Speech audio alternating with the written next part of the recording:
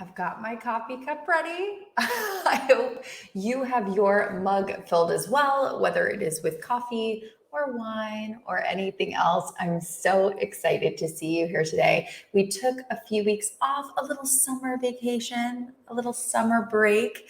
If you haven't already, tell us where you are in the world. Say hello. We are a friendly bunch here. If you came here expecting a boring, dry webinar, you're in the wrong place. If you came here instead to pull up a seat at the table, join us in the conversation, bringing amazing questions, bringing amazing comments, suggestions, you found us. And boy, are you in for a treat today, because we are about to have a whole lot of fun with an amazing woman who you are going to adore just as much as I do. As always, I always say, if you can, do a little Google stalking on our guests beforehand, because we are getting right into the good stuff. You know what I mean? We are not spending time on being a regurgitated Wikipedia page. So hi, Brooke and Jim and Sherry and Vanessa. Keep on saying hi. Keep on letting us know where you're coming in from. Don't be shy. I know sometimes typing on that keyboard, you're like, oh, I just want to watch. I don't want to participate. Too bad. You must participate. It's part of the rules. It's part of the show. So get in there, say hello, say where you're coming in from, and get excited, because this next guest, you're going to want to ask her a lot of questions. So get the fingers warmed up, typing with where you're coming in from as like a good prelude to where we're going. So you are going to adore Laura. You have already Google stalked her. You already know she's amazing. You already know how many things she's doing. But if you haven't already, I got you, friend. Don't worry. I'll give a little recap before she comes on in. Laura is an amazing podcast host. She has a really fun podcast called Big Talk. I really encourage you. You can find it on Apple. I get mine on Apple Podcasts. I don't know where you get yours, maybe Spotify or somewhere else, but it's on there. It's under Big Talk. She also has an amazing book called Limitless, not to be confused with our other Coffee with Kim guest, Jim Quick, who also has a book called Limitless. It's just a limitless family. I'm obsessed. And then my like little fun fact that I just think is so cool and geek out over is that Laura was a presidential appointee. I don't know. It just sounds really important, like just presidential in front of everything. If I go to a hotel and they give me the presidential suite, I immediately feel like Beyonce. I'm like, don't mind me. I'm just in the presidential suite. Thanks so much. So, but she was actually a presidential appointee under Bill Clinton, which just feels very official. So lots more to Google on her. So get your Googling fingers out there already. But wherever you are, raise your glass and help me welcome Laura to our coffee table. Hello. How's it going? It's good. It's good. I'm not a coffee drinker. Neither which am I. I know is, and don't people look at you like you're insane when you're like, I don't drink coffee? Yeah. I don't even like the taste of coffee. Coffee ice cream, coffee cake, coffee candies. Yeah. Same. And then when they're like, have coffee ice cream, and you're like, no, it's just coffee, but it's not even warm. It's cold coffee. I just can't handle it. So I'm glad to meet a fellow non-coffee drinker. I'm sitting here with my, it's a protein shake. It's really very not exciting. But I was seeing that you were welcoming people from all over the world who I'm hoping are drinking wine, because it's wine o'clock somewhere, right? I mean, if you were in France, India, Kenya, I don't know. I think Zurich is 6 hours ahead. So Stefan, yeah. I hope there is some red wine or Pinot Noir in the cup. I won't tell. But okay, so I introduced you with like all your awards and accolades and all the things you're doing, but I'm super curious, how do you introduce yourself if you're like a cocktail hour or like a party or a networking event? Because I mean, you can't go through 16 bullet points, but that's kind of what you have going on. You know, it's such a funny question, because I've actually been wrestling with this myself recently, because someone will ask me what I do, and I don't really know how to answer it. I mean, I write books. I give keynote speeches. I'm researching my next book, so I'm doing a podcast interviewing great people like you. By the way, check out Kim's episode on my podcast. It's amazing. And so I never quite know what to do. Like, do I introduce myself as a speaker, as an author, as an executive coach? I don't know. So it really, mostly I just tell people I'm a writer now. And that, if people are curious, then they'll ask me more questions. And if they're not, they won't. And we sort of take the conversation from there. But I will tell you, one of the hardest things that I ever had to do was during the 15 years, I did executive search for 20 years. And during the 15 years that I ran my own company, people would ask me what I did for a living. And I started off by saying, I'm a headhunter, or I'm an executive search, or I'm a recruiter. And people would give me that look like, oh, because no one's had a good experience with a headhunter, right? It's always pretty terrible. Or I would say I do recruiting in the nonprofit sector, and I get the like, oh, isn't that nice? You work in philanthropy, from like all my husband's colleagues who worked in finance. They've got big man jobs. And I one day woke up and I'm like, you know what? I'm going to change that. So people would ask me what I would do, and I'd say, I run an executive search firm. And it was like, oh, that's different. And so there's something about the way you introduce yourself and the elevation and the confidence with which you introduce yourself that I think really matters. And that becomes the way that everyone looks at you. Every other question after that is seen through the lens of that elevation that you give them from the start. It's like you walk in as an expert until you tell them you're not. 100%. And I love Christina's point of like, what don't I do? And it is true. You do a lot of things. So what don't you do? But I think you're so right. And I think it's part of you creating your own narrative. Yeah. And that's why I'm excited. And that's why I was really excited about our topic today about career paths, because I think that your career path is, in a very esoteric way, is you creating your own narrative, your narrative about who you are, about what you do, about who you help, about who you serve. And so I think, when you're talking about describing yourself as a writer, I mean, that's really what you're doing. You're telling stories in multiple mediums, books, podcasts, coaching, keynote speeches, but that's, and sharing experiences at the heart of it. Yeah, it's really true. And, my job has always been to see the greatness in others and reflect it back to them in ways that they could either see it, maybe for the first time in their lives, or actually believe it in a way that they can act upon it for the first time in their lives. And I did that in politics. I did that in executive search. I do that now as a, motivational keynote speaker, as, a self-help personal development writer. And, a lot of times I think what we do is only sort of part of the story. Like what you do every day is different than what you've accomplished over the course of a job or a career or a lifetime. And I think that we need to start telling our stories more in terms of the things that we're trying to accomplish rather than the day-to-day tasks. So even saying I'm a headhunter as opposed to I run an executive search firm is different than I'm a writer versus I help people get unstuck, right? At the end of the day, what do? I help people get unstuck.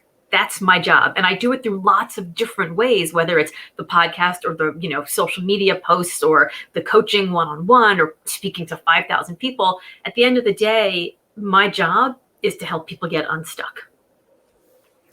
And I feel like unstuck is something that I think we all, more than ever in the last year and a half, I think we're all struggling with like being stuck. But then COVID hit, and it was just like one booger that just squished us all together and made us feel really freaking stuck. So have you found that the coaching, the keynotes that you do, has that changed in the past year and a half, or really the tactics that you've been using and teaching others, like they're tried and true? Like they're going to be true now, they're going to be true in 2 years, they're going to be true in 20 years. It's an interesting question. And I haven't thought about it, but the truth is that I think they're exactly the same, because we're all stuck at different points in our life for different reasons. The only thing is that we just have the same reason in common for the last year and a half. But the truth is, we all have, the neighbor down the street who has an opinion about what we're doing. We have a mom, we have a teacher, we have a grandparent, we have a friend, we have social media, we have somebody who has some opinion about whether or not what we're doing is good enough, fast enough, big enough, are you wearing the right clothes and exactly the right size?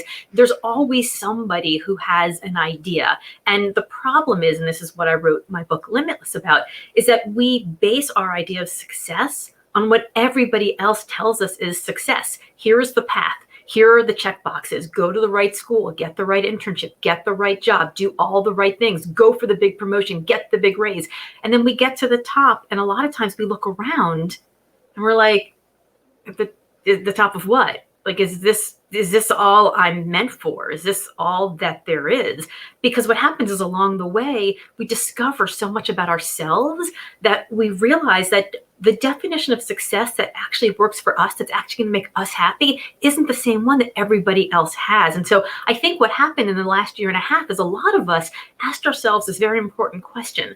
When life goes back to normal, is the normal I'm going back to really the life I want? And for the vast majority of us, which is why we're seeing the Great Resignation right now, the answer was like, I don't think so. So we've all been stuck a lot of our lives. A lot of our lives, we're just all stuck for the same reason now. So I think it's given us sort of this thing to bond over and an excuse to finally make a move.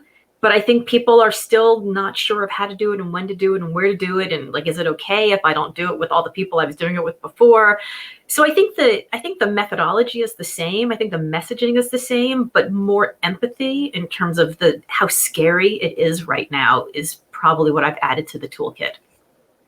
Well, and I loved, I've listened to a lot of your podcasts and things that you regularly put out, but one of the best examples like that just really resonated with me when you were talking about success and what it looks like is you talked about, I may or may not have had my own experiences with this. You talked about your mom wanting you to date like the perfect guy in DC. And you had found this guy who was like cute and nice and successful and funny. And then you went to like kiss him or something. And there was just like no sparks. No spark, Alan.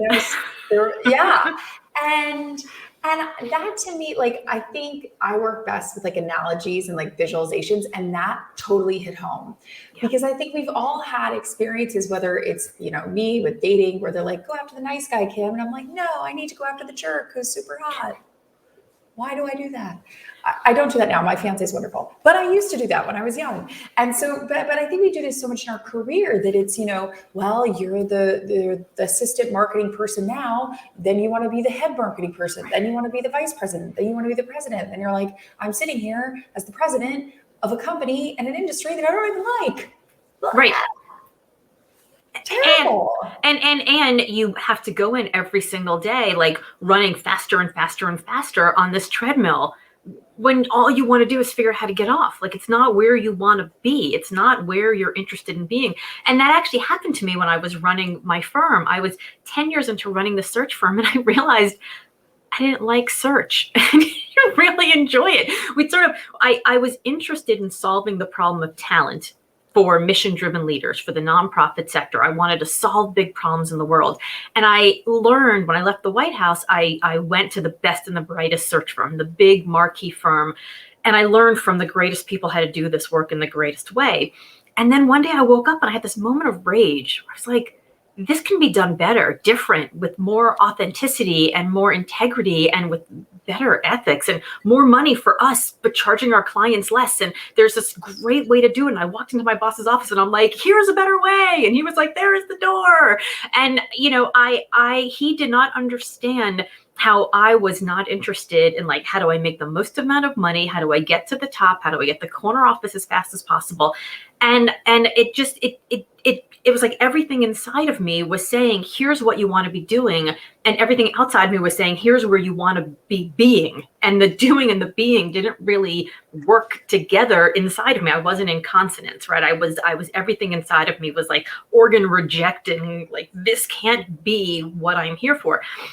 And so that's why I started my own firm. And then I ran the firm for 10 years, innovating and changing and growing and being so excited about always being 18 months ahead of the market, figuring out solutions to problems that our clients didn't even yet realize they had. And then I woke up one day and I was like, I don't care that much about search. I'm more interested in innovation. And my team, which had grown pretty large by that point, was like, can we just take the car out on the road and see how fast we can drive it? Like, stop innovating already. Like, we're doing good work. Let us do good work. And I realized that the better I got at my job, being ahead of the market, and the better they got at their job, being deeply invested in today's clients, the further apart we were. And I realized that I could keep running and running and running on this treadmill, but I was doing it in a way that would eventually become a disservice to me. Whitney Johnson talks about this in her S curves as the moment where you end up doing self-destructive things. I would go into clients' offices without having done enough homework, and I was flying by the seat of my pants, and had been doing the work long enough that I was good enough at it that I could fake it, but it was bordering on malpractice towards the end, and I knew that it was time for me to go. And that's why I decided, turned to my team, and I'm like, you need to buy the firm from me. I'm done. And we had a great exit, and it was terrific, and they're thriving now. But there's that moment where you get there and you're like, I don't want to go from being the assistant to the assistant to being the assistant to being the junior to being the senior to being the manager to being the director. Like, I want to do something else. And it's the same thing where you're told when you're young, like for me, like, marry the nice Jewish doctor. And I met the nice Jewish medical student, and when I kissed him, it was like milk, butter, eggs, cheese. Like, there was no spark. And my grandmother would say, like, just concentrate. You just concentrate. And I just couldn't get there. And it's the same thing with work. Like, we can try as hard as we want to concentrate and like to make this thing, to shoehorn ourselves in our weird square peg into this crazy round hole. But if it's not you, it's not you. And you're never going to be your very best version of yourself when you're trying to be somebody else's version of themselves.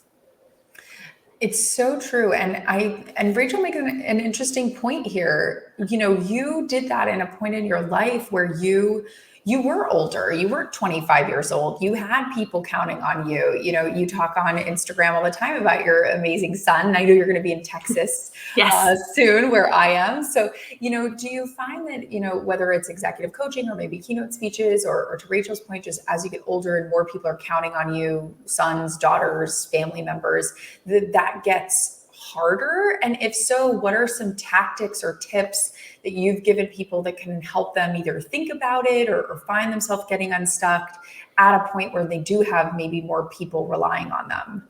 Yeah, so Rachel, it is a really good point. I will say that I sold that executive search firm to my team and jumped into a completely unknown, uncertain, absolutely no planned future about 6 years ago. And I just turned 50 and my kids are 17 and 19. So I've done this multiple times in my career. I'm only saying that to say, like, I'm saying this I'm telling you the next thing I'm going to tell you from experience, not from conjecture. This is something I reinvented myself multiple times. Yes, it is much easier to do when you were young, when you are unfettered, when you don't have people relying on you, when your rent is, $600 for, half an apartment and all the cockroaches, or, live there rent free. That's like an added bonus. I've had those reinventions, but I've also had reinventions later in my life. And the key to it is making sure you bring other people along with you. So when I turned to my team and said, I want to sell the firm to you guys, I'm like ready to do something else. It took 5 years from the moment that I told them I was leaving, that I wanted to leave, to the moment I actually walked out the door. It was emotional. It was hard. It was scary for them. They weren't sure. I was the founder. Will the firm, survive without me? What do we need to put in place? How do we roll it out? What's the whole plan? It was tough. At the same time, I also had to have the conversation with my husband, with my kids, with my friends, with my parents, with everyone else about what I was thinking about, what I was going to do. How do they still feel comfortable and knowing that they're going to be part of my future when they only knew who I was in my past, right? That's a scary thing for them too. You are packing your backpack, you're packing somebody else's backpack, and they don't even know you're packing them yet. So having to have the conversation where you just sort of float some idea balloons, tell them what you're thinking about. Don't float idea balloons to people whose favorite thing to do, though, is to pop the balloon.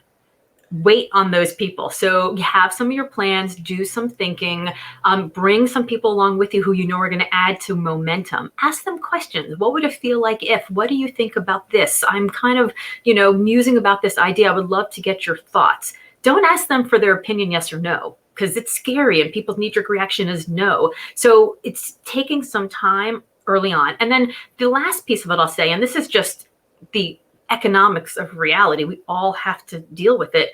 There is a need to make number and a want to make number. So you have to spend some time thinking about your need to make number. Your need to make number is, what is your rent or your mortgage? I see that you've got a husband and a special needs sister. How much are you supporting them? What is that number? What do you need to do to make sure that you've got that covered? And then ensuring when you talk to them about your plan and what you're thinking about, making sure that they know, they feel safe, they feel secure, and knowing that you've got 6 months of savings to cover that, or you have a plan to get to that need to make number. And then there's the want to make number. And the difference in the need to make number, the want to make number is, how many vacations are we going to take this year? When we take that vacation, are we going to stay at, the Four Seasons, or are we going to stay at the Motel 6? No shade to the Motel 6, but I'm a princess, right? So my want to make number is a little bit higher than it would be if I was okay camping. Again, don't like the bugs. So those are the kinds of things that you have to think about. Like, how are you managing everybody's emotions? Their emotions are going to be excitement for you, but a lot of fear. And a lot of times, this is the last thing I'll say on this, when you walk up to somebody, you run into somebody, a friend at a coffee shop, Kim, I'm sure you've had this experience, and you're like, I'm going to sell my business. I'm going to move to Austin. I'm going to do whatever. And they're like, oh, you can't do that. That's so scary. What they really mean is, I could never do that. I'd be too scared. So just make sure along the way that you know that the reaction you're going to get from people is either going to be excitement or terror. Not much in between. And your job is to bridge that gap between them. It's so true. The terror is real. If you're just popping on, pull up a seat. We're talking about managing career change and carving your career path. If you have questions, throw them in the comments, because you have a seat at the table and we're doing this in real time. I will say, Laura, I'm super curious to hear your points on this. So I did a poll to everybody who RSVP'd for today, which was like over 1,000 people, about what is the hardest part about carving your career path. And the top 2 answers were really interesting. And I'm curious about like tips or tricks that you have for those top 2 answers. And the top 2 answers were 45% of people said, I'm not sure what I want.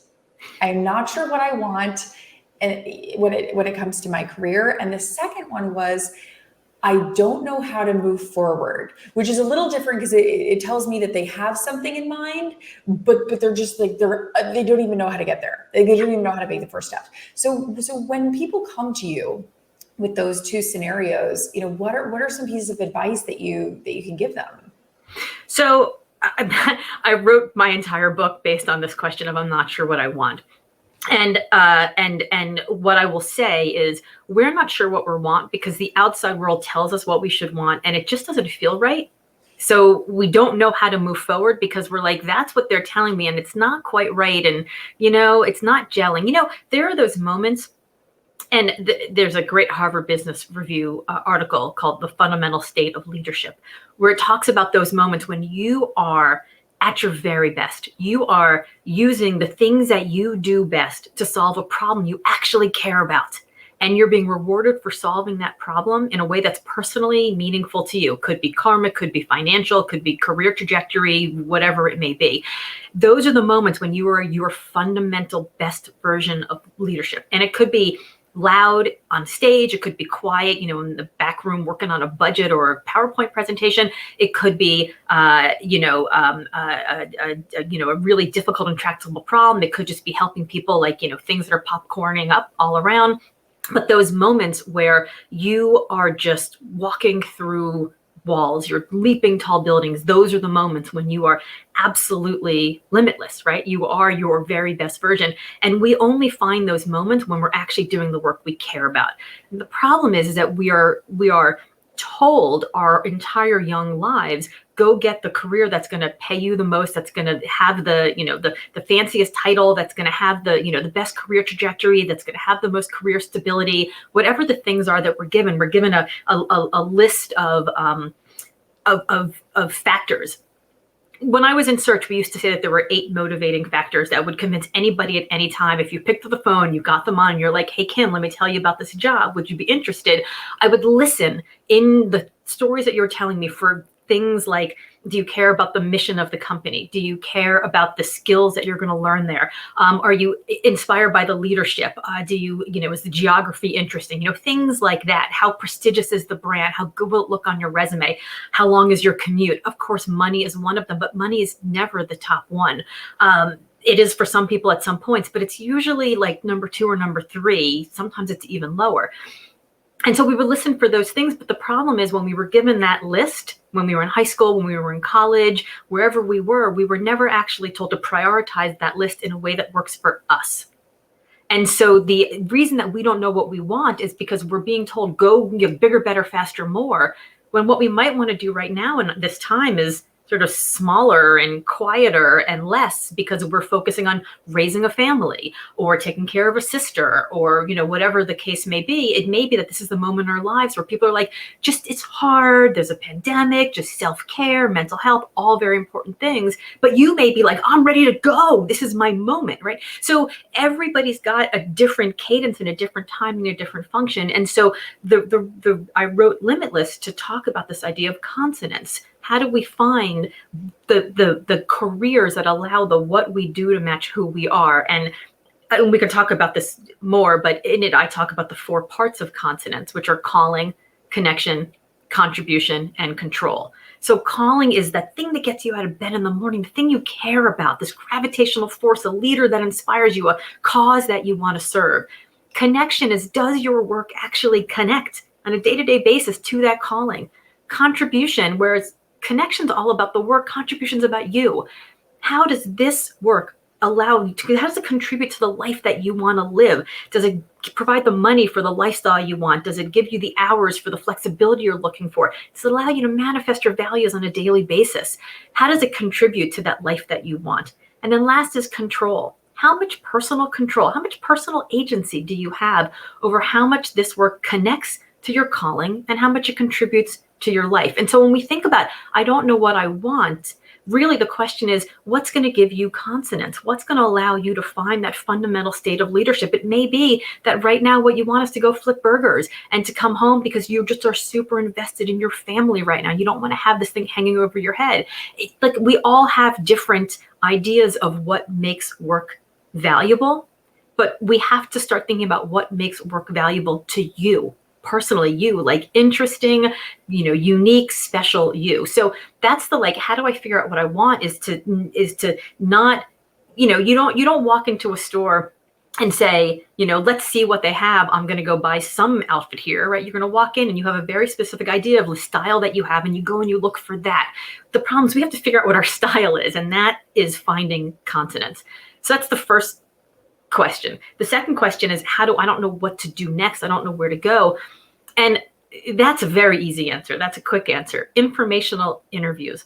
All day long, informational interviews. And I don't mean, hey, can I take you out for a sandwich and spend an hour and a half talking to you? I mean, just quick hits, 15 minutes. You find somebody, you ask them a couple of very specific questions about what they love about their work, how they got into the work that they do, what's special about it, how do they know this is the work for them.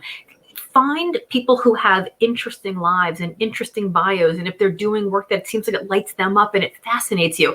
Everyone has time for 15 minutes. And now this is a great moment because it is, people have, you can catch people now. People are everybody's super busy, but everyone seems to be around. And so there's lots of opportunity to catch people. And if what you do is you see somebody and you're like, hey, I know I'm watching this person. They're super interesting. I can tell that they're interested in this specific topic. Do a Google search on the topic. Find a Harvard Business Review article, an Inc. article, a Forbes article, something in Real Simple or Glamour or Vogue or whatever it is that they're interested in. Copy the link, send them an email and say, hey, I saw this and I thought of you. I thought you might like it. By the way, I'm super interested in what you do. I would love to talk to you about these 3 things. Would it be easier to do by email or phone or Zoom? And who knows what kind of response you'll get. And that's how you start a relationship with somebody. But you start by giving them something and not just taking their time. 100%. And I think Terrence made such a good point by saying lifestyle is the best priority, because I think when you think about the life you want to live, you do have to think about your lifestyle and what you want that to be. And I think these informational kind of quick hit 15-minute talks, you're not necessarily spending that 15 minutes being like, and what is your vacation policy like? And how much money exactly are you making? And do you get sick days off? No, you're asking about the lifestyle. Like, do they make you work hard? Do they email you at 2 a.m? Are you working on the weekends? I think Terrence makes a really good point here that you really are using these 15 minutes to figure out what the heck is your lifestyle like. Not Yes. necessarily the nuts and bolts of the job, although you could probably Google that as well, but really, what does your life look like in these places? And I'm curious for you, you know, as you talked about before, you have, two amazing kids. I feel like this is my own personal opinion, I feel like we talk about a lot of these things too late. We're having these conversations when we're 25, we're having these Hmm. conversations when we're 30, we're having these conversations when we're 50, when we're 55. And I always think to myself, like, why aren't we, or if you decide you do want to do it, how do we have these conversations with 15-year-olds? With 12-year-olds? Is that something that you did with your kids? And if so, like, how do you change the language to, like, I don't know, teenager style it, or how do you do that? It's funny. One of the questions that I got asked a lot when the book first came out on book tour was like, so do you like life coach your kids a lot? Like your kids must be exceptional. And I was like, the literally like the my book is called Limitless: How to Ignore Everybody, Carve Your Own Path and Live Your Best Life. So when you write a book where the subtitle starts with how to ignore everybody, your teenagers are like, is this something I should be listening to or ignoring? I mean, definitely use that on me. So yeah, I mean, my like moonshot dream is that this book is required freshman year reading in every college campus in the country, because I think we do such a disservice to our teens, to our college students, by telling them that there is only one path, right? I mean, I started the book off in the early chapter, in the beginning of the first chapter, talking a little bit about lean in, and I had a problem with lean in, and it wasn't that I it hated wasn't lean in. I I hated hated it, lean hated in, it. hated it. I'll say it. It's a sword I'm dying on. I Yeah, hated that book. I it's hated very that book. it's funny Hated because it. literally Wait. the book was going to start with the problem with lean in, and I was going to talk about how much I hated lean in, and it was about 6 months after Sheryl Sandberg's husband died. My publisher was like, that doesn't seem very nice, maybe you should not do that. Meanwhile, 6 months later, Michelle Obama comes out and is like, that shit don't work for everybody. And I'm like, okay, see, Michelle Obama can say it, like I can say it. And I think that might have been her exact quote, so I apologize for cursing. But my issue with Lean In wasn't that Sheryl Sandberg used all of her massive amounts of privilege to get to where she was. Frankly, we would be folly not to do that. You've used your privilege. I've used my privilege. We have privilege in spades, right? We're two cisgendered straight white women here. Like, we clearly have tons of privilege. So that wasn't my issue. I used it. She used it. It works, right? But my problem with Lean In wasn't how she achieved success. It was at how she defined it. And she defined it as this one unflinching, myopic definition that the fastest and most expedient path to the corner office was the only one that mattered. It was the only one that was worthwhile. And I think, and especially for women, I think there are so many ways that we can achieve success that have on ramps and off ramps and left turns and right turns. And so, and frankly, I will also tell you, after 20 years of doing executive search and interviewing thousands of leaders, the most successful people in the country, in the world, it wasn't the ones who had the fastest and most expedient path that were actually all that interesting. It was the ones with the left turns and the right turns and the U-turns. Those are the ones that had the amazing stories and who learned great lessons and could be empathetic leaders and inspiring leaders. So, that was my issue with that. And I think what happens is we are training our kids that, like, if you don't go to Harvard, you're a failure. If you don't get a job at Morgan Stanley straight out of college, you're a failure. Like, all these things. And we're not allowing them to fly the freak flag. Like, we all have a freak flag. Every one of us is a different human. And what makes the world amazing is the diversity that all of us bring to the table. But if we are forcing our children to become these cookie cutter, successatrons or whatever, I don't know if that's not a word, but I think if we are doing that, I mean, that's pretty rough, that's a pretty rough thing. And even then, when our children find success, they feel like failures because they don't feel like themselves. So I don't know. In my house, I don't spend a lot of time in my house talking about success. Spend a lot of time in my house talking about happiness. Now, that's not to say that I'm also not riding them and pushing them to be the very best version of themselves. But when my kids would come home my kids were in Montessori school through 6th grade, so they didn't get grades. And then when they went to middle school and they started getting grades, my son gets in my car, pick him up from school, he gets in the car and he got a B on an assignment or B on a test. And he was like, so is that a good grade? And every part of my tiger mom self wanted to be like, no, that's a B. It's not an A, it's a B. But what I said was, well, let me ask you a question.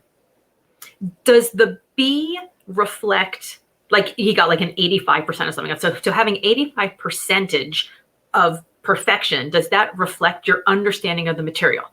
And he was like, no, I think I understand it better than that. And I was like, okay. And does the 85% reflect your preparation for the test? And he was like, definitely not. He was like, I definitely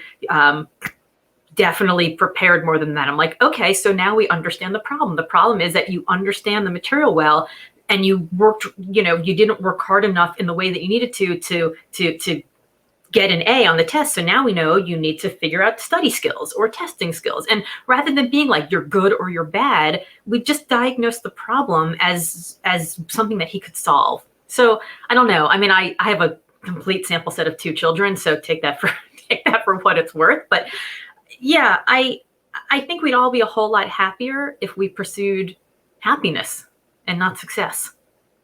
Well, your sample set is bigger than my sample set, which is 0, because I don't have kids yet. So 2 is better than 0. But if you're just jumping in here, we're talking about carving your career path. It's an interactive conversation. So if you have questions, type them in, because Laura and I are very nice and we'll probably include you in the conversation if you want to be included. So if you have a question, type it in. If not, I'm going to continue with my questions, because God knows I have a million of them. So I will dominate this whole conversation if you don't want to jump in. I love this point by Jeff too. Sarah Blakely's father asked, what did you fail at today? I think that hits on your point also, Laura, about like happiness and trying new things and really defining success, not by the corner office, but by new things that you're trying. So thank you, Jeff, for pointing that out. Because I think that, and I love Angie's point. Can Laura be my mom for a day? I don't know. Are you adopting kids for the day? I'd like to be in line too. I mean, I'm taking my eldest to college on Friday, so I'll have an empty bed. Come on up. But let me just one thing on failure. I think we learn as adults that failure is finale. Like, you get hired for doing something well, for showing competency in something. You get hired, and then you get praised and promoted, and you get raises for doing that thing over and over and over again. And God forbid you step to the left or you step to the right and you mess up, and you try something new, and now what, right? Like, we're so afraid to step out of the groove that we're in. We think failure is going to be finale, but the truth is that failure is fulcrum. It's the place where you learn and you grow and you change and you iterate. And like, what do people say? Like, first attempt in learning, or Thomas Edison's like, I didn't fail, I found 10,000 ways that didn't work. I mean, there's so many trite tropes and all the rest of this, but it's true. And I was actually giving this talk once in Austin, actually, and I got to the point of my talk and I'm like, failure's not finale, it's fulcrum. And I looked down,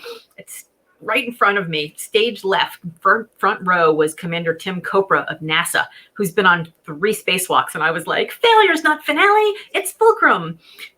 Except for you, sir. For everyone else in this audience, as long as there is oxygen in your lungs and blood in your veins, failure is not finale, it's fulcrum. But not you. Unless you're in space and have no oxygen and then you're dead. That's not good for you, sir. Definitely finale. Everybody but think about it, like, Kim, haven't you learned more from your failures than from your successes in life? Haven't they given you, like, more inflection, more trajectory than anything else you've done? I mean, that's where the best stories come from. That's where the best learning comes from. Failure is awesome. I will also say, anyone in the audience who can relate, maybe you can type in a yes, so I don't feel like I'm exposing too much of myself here. But when I was dating back in my single days, I would always if I got halfway through a date that was just going terrible, and I've had some epically bad dates where like these crazy things happen, it just keeps getting worse.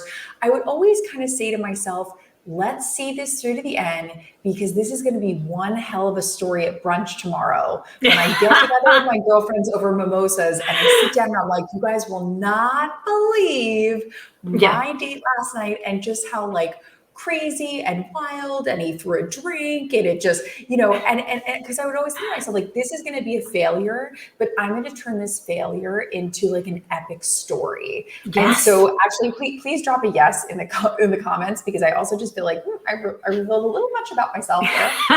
So I need the moral support of like, I just revealed something pretty interesting. So if you could drop a yes, that made me feel better. But I want to get back to Joseph's question here, because I really want to make sure that I just don't hog the conversation with all my questions. But when you talk about these informational interviews, how do you find these people? How do you reach out to them? How are you accessing them? So I think what happens is we go to networking events, back when there were networking events, and we would go and we would think there's going to be someone there and I need to talk to them because I want to work for them, or they've got a job, or I want them to like be my mentor, right? Capital M, mentor. And we put all this pressure on the interaction. Now, do you think that they go to the event because they just want to hang out and be solicited all day? No, they're there because they also have somebody they're like, I want to talk to that person, right? Because I want to do a business deal with them. Like, everybody's there with an agenda. So your agenda is to be not like the CIA. Like, you're not learning, you're not stalking, you're not getting information, you're not having long drawn out building relationship conversations. You are a SEAL. You are a Navy SEAL. You're in, you're out, you're done. Your only job to get the informational interview is to get a quick hit. So you see someone who you think is interesting, if it's at a networking event, and your job there is not to pitch them. Don't give them your elevator pitch. Don't worry about it, because you're going to end up screwing something up and pouring wine on them or something. Ask me how I know. Your job is to get them to say yes to having a conversation with you the next day or the week after. Like, your job is to just get yep, give me a call. Here you go. Here's my number. If we are not in a networking face-to-face kind of time, your job is to send them an email, to reach out to them on LinkedIn, to Instagram, Facebook, whatever it is, with something you think they will think is interesting, right? Givers get. I think somebody put that in the comments. I love that. If you find something they might like, you give them a bit of information. The internet is filled with free information. Find something that they might like, or tag them in a post. I'm doing this research for my next book, and there were a couple people who I'm like, oh, wow, I would really love to interview them. I don't know how to get to them. So I just posted a photo of me, like some cheesy photo of me, like reading their book. And I'm like, this is amazing. I love this book. You should read it. And half of them wrote back and were like, hey, thanks. And I'm like, hey, well, can I interview for my, and they were like, sure, right? So you just like use whatever you have, whether it's a platform or just knowledge or your ability to just Google search something that you think would be interesting to them, send it to them. And then your only job is not to make them your mentor, but to have a mentoring moment with them. That's the big difference, right? We try so hard to find people that are going to be these permanent people in our lives, these mentors, when really we're changing, we're growing. The person who mentored you when you were 22 probably isn't the person who should mentor you when you're 42, right? Like, it's different. So if you can find people and have those quick hit conversations and then follow up, they're going to give you advice.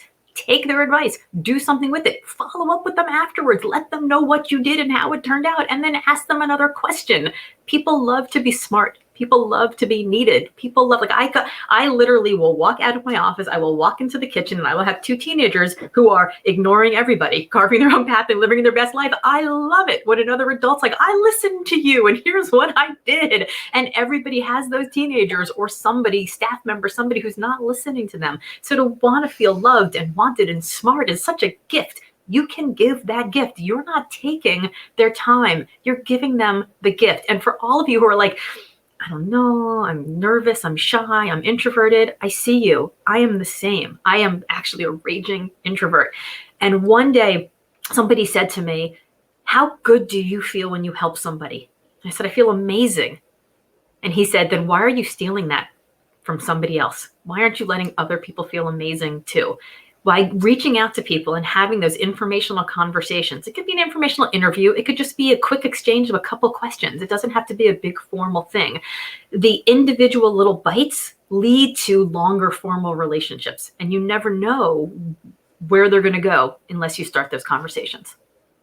You have to start those conversations. And I want to get to Mitch's question really quick before we get into like back to my questions, back to my like fast hit questions. But when you're pivoting, how do you think about age? How do you not be the old guy or old woman lady? in the room if you're going to do a change in your career later in life, or even a big change, like I'm going to move from banking to go be a yoga instructor? So I will say ageism is real. It is 100% real. No matter how many times people want to deny it, it's real. Now, that said, there are also things that you bring to the table because you're older. You've got perspective, you've got, knowledge, you've seen it, you've done it, you've got wisdom. And I read a study several years ago that said that the average age of successful entrepreneurs of startups, not entrepreneurs of startups, but successful entrepreneurs of startups, is middle life, right? Like late 30s, late 40s, that time, because they have a little bit more money, so they could self-fund a little bit. They're also surrounded by people who are smarter and wiser and have perspective. And they also know what they can do well and what they can't do so well and who they should surround themselves with. So there is a lot that comes from being older. So yes, you will experience ageism, 100%. But there are also things that you bring to the table because of your age. And if you're walking into a place where people are not appreciating what you bring to the table because of your age, then they're not appreciating you. They're not appreciating diversity of information, diversity of opinion. They're not appreciating knowledge. There's probably some ego going on. It's probably not a place where you want to be anyway. So I think you got to just be who you are. And if people aren't going to like you for who you are, you don't want to be there. You're not going to be successful if you're there. So I think it's thinking about it, trying to say to yourself, not, well, what is wrong with me because I'm 60, as opposed to what I bring to the table because I'm 60. That's sort of a mindset shift. The other thing I would say is on your resume, you probably have lines that say things like proficient in Microsoft Word. Take that off. Get rid of that, because I'm going to assume that you are proficient in Microsoft Word, right? So all the stuff, like the technology stuff, just when I see that on the resume, that screams to me like, I know how to do a cut and paste, right? Like I would get rid of that. If you are active, if you are athletic, if you are somebody who is on, competitive masters teams, or you run a 5K once a month, you can put that on your resume to show that you're active. But the best way to do it is to take, and this goes for everybody at every single age, the lines on your resume that say things like responsible for, get rid of those lines. Responsible for organizing, a department of X number of people to do blah, blah, blah. That's your job description. What I want to know is what kind of change did you make because you were there?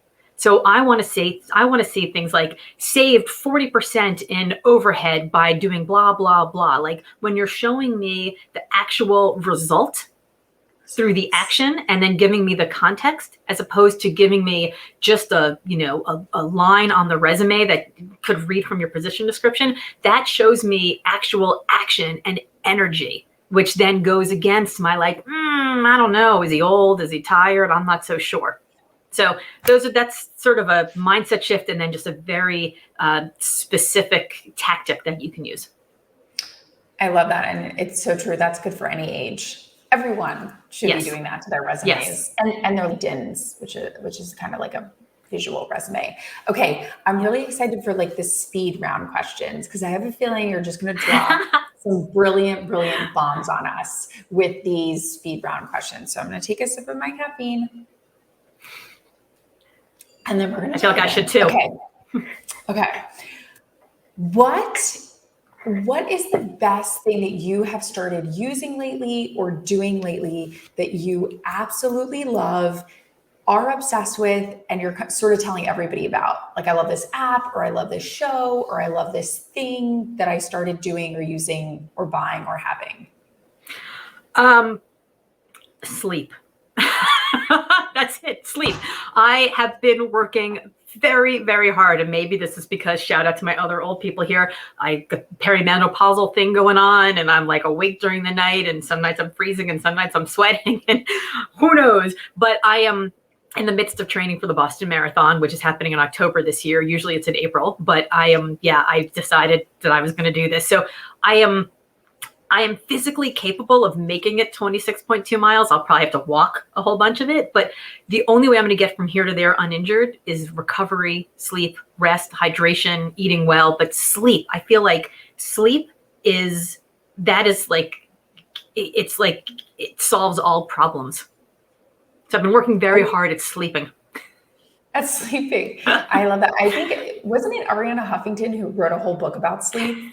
Am I making Yes. that up? She She did, did. right? She Like that did. was like her whole, she was like fainting at work and stuff. And then she's like, I don't sleep enough. Yeah. Which to your point does seem like very, very much something that's needed. Yeah, we don't take Okay. care of ourselves. We don't take care of ourselves, and sleep it's all of it. No, never. Okay, what's the next thing that you're hoping to learn that you're just like, I can't wait when I have enough time? I know you're training for the marathon right now and the next book and stuff, but when you get a little bit of free time, which I'm sure will never happen, but let's say it does, what is something that you're hoping to learn? So the next thing that I'm hoping to learn, it might be the least sexy thing ever. Email funnels. I'm trying to learn email funnels. Oh my God. I have I'm just going to show you. I have put my, like a terrible whole spreadsheet of like where it's going to go. And it's so confusing. And I feel like, you ever feel like you have those moments when you're bumping up against the edge of your intellect? I'm like, I can see where I Every become day. dumb right here. Yes. Email funnels. That is the next thing I'm trying to learn. Don't even get me started on those email funnels. They are so hard, so confusing. Hard. And they're like, and then there's a tripwire that takes you from this sequence into this sequence, into that. I was like, you lost me at sequence. We need to go back 10 steps. Yes. What are we sequencing? Like the Yes. genome? I don't know what's happening. It feels like that. Yes. That's what it feels like. No, I totally hear you. Okay. But I am trying to learn how to drum, like rock and roll drumming. So like that's the fun thing I'm trying to learn how to do. But yeah, email funnels sadly is the thing. Wait, right you now. learn to drum via Zoom, or somebody comes to your house and Travis Barker's with you? Yeah, it's definitely not. Travis Barker would be like, okay, you should just quit. You have absolutely no ability to control your limbs in time and space, and you have no rhythm whatsoever. So no, I have like a little app, and I pull it up, and it like blinks red, and I hit the drum, and it blinks green, and I hit the snare, and I'm just trying to yeah, it's terrible. I'm like Animal, like my basement. I am really, really, really bad. But there is something about just smacking drums in your basement when nobody can hear you that is really good for your mental health. Wait, what is this app? This sounds amazing. I don't know. I have to send you. It's called Music something, but I'll have to send it to you. Yeah. Yeah, I'll put it in the show notes too, Okay. for anybody else who's super curious about this. I have this theory that, the old saying was, you are the 5 people that you spend the most time with. But now I think with these crazy things that we're also the summation of the 5 people that we spend the most time with in person and digitally. So, Yes. so who are some humans or accounts or brands or something that you follow, could be on Instagram, could be on LinkedIn, could be on Twitter, that just light you up, that you're like, every time they post, you're like, yes, that's a yes. Yeah. So somebody mentioned Sarah Blakely earlier. I think she's absolutely fantastic. Robin Roberts, I love. She's a total hero of mine, and she's just always about like positivity and great stuff. My friend Carrie Lorenz, who has a new book out right here called Span of Control. She was the first female F-14 fighter pilot in the U.S. Navy, and she's all about like what's in your control, like what are the things you can control, and what are the things you can't, and how do you focus on what you can, and everything else becomes noise. And then Susan David, also another friend of mine, Emotional Agility, all about like when you're like, oh, I just feel stressed. You're like, well, do you, or do you feel angry, or do you feel frustrated, or do you feel sad, or like, let's talk a little bit more about the emotions so we can get underneath it. Her posts are always about that. And then lastly, I don't know if you're watching Ted Lasso, but there is a Ted Lasso Twitter account. Ted he tweets as Ted Lasso, and it's the greatest thing in the world. It's like the antidote to everything else. Yeah, it's at Ted Lasso, and literally it's like the antidote to everything else happening in the news right now is having Ted Lasso tweet at you. It's just like happy. It's just happiness. I hadn't watched Ted Lasso, and then Jen, who joins us, I don't think she's here today, but she usually joins us. She was like, Kim, you have to watch Ted Lasso. It changed my life. It's amazing. I love Ted Lasso. It's the best thing ever. It brings me so much happiness. It's delightful. Like that's the word for it, right? It's delightful. It's amazing. I'm sort of obsessed with it. So I cannot wait to follow that account. I didn't know it existed, but now yes. Clearly I need to follow it. Yeah, no, he posts things like, I love tea. because that's like part of the whole thing is that like they keep offering him tea and he's like, tea's terrible, and he's like, I love tea, and he has like 300,000 followers, and it's fantastic. Amazing. Amazing. If you could give a message to everyone on the planet when it comes to carving their career or, being limitless in their pursuit of what makes them happy, what would be like the one nugget that they could start doing today to make that happen? Yeah, so my favorite Eleanor Roosevelt quote, which is hard because there's a lot of really good ones, is this: you would worry much less about what other people thought about you if you realized how seldomly they did. We're all so afraid to step to the right or step to the left or do something that like, oh my God, what are they going to think of me? It turns out like the captain of the high school cheerleading team is not sitting there thinking about you, wondering like, I wonder if Kim's doing all right. Like she doesn't care. Like people don't, like nobody's paying that much attention. The best piece of advice I ever got, the hardest piece of advice I ever got was, you're just not that important. Like we think we have to show up all the time to everything and be all things to all people. At the end of the day, you got to figure out where you actually are that important and double down there. Everything else is noise. Everything else doesn't matter. So if I could do anything, I would relieve people of the burden of worrying what everybody else thinks about them, because they're not thinking about them at all. So figure out what you love, figure out where you are important, figure out who matters to you and what matters to you, and then just relentlessly focus on that and that alone. I love that. Okay, everybody here, Brooke, Justin, Darren, Angel, Jeff, Stephen, I think I speak for all of us when I say, well, I speak for myself and maybe some of you. I love homework.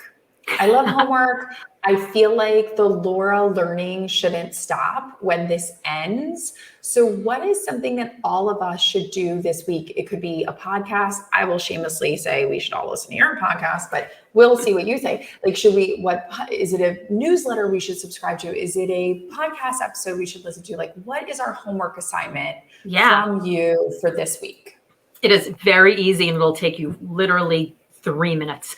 I mentioned calling, connection, contribution, and control as the 4 pieces of consonants for you to figure out how much of each you want and how much of each you need and how much of each you actually have in your life. So there's a quiz at my4questions.com. There are 4 questions, my4questions.com. You'll get a question about calling, a question about connection, a question about contribution, and a question about control. And I will email to you a beautiful PDF that tells you exactly how much you have, exactly how much you want, and what to do to bridge the gap between them for you specifically so that you can find not just success, but happiness as well. I love that. And I love homework that takes 3 minutes. That's the best type of homework, everybody. So if everybody wants to keep learning from you, what social medias do you spend the most time on? So my name is Laura Gassner Otting. My friends all call me LGO. So I'm on all the socials at Hey LGO, HEYLGO, everywhere. I spend a lot of time on all of them. I would say probably definitely very like on message on Facebook, on the author speaker page. On Instagram, you'll get a little bit more family and a little bit of sort of where I stand in terms of sort of social justice issues. And on Twitter, I may be a little bit more political. So if you like that, you're gonna love me on Twitter. If you don't, that's cool. I'll see you on Instagram or Facebook. Oh, I love that. Well, thank you so much for taking the time today. You are amazing, as I've already said, but I really, really appreciate it. And I just wanted to say, I cannot wait for all of us to do the homework. And, I would say email you, tag you, repost you, because then you know that we did our homework assignment. So I would love to know how everybody did. I love this. Well, everybody, thank you so much for joining. And we will be here same time, same place, 1 p.m. Eastern on Wednesdays next week. So thanks so much, everybody.